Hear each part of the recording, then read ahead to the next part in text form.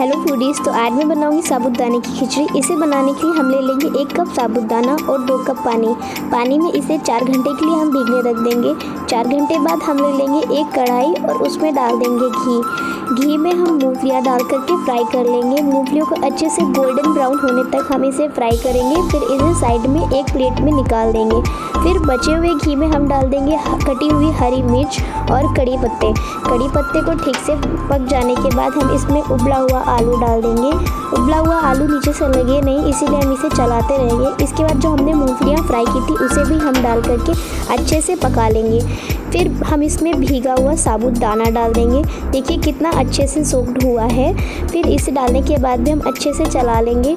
इसमें हम लास्ट में डालेंगे अपना स्वाद अनुसार सेंधा नमक डालने के बाद ये देखिए हमारा तैयार है साबूदाने का खिचड़ी। तो कैसा लगा कमेंट करके ज़रूर बताएं। वीडियो को लाइक और चैनल को सब्सक्राइब करते हैं। मिलते हैं नेक्स्ट वीडियो में।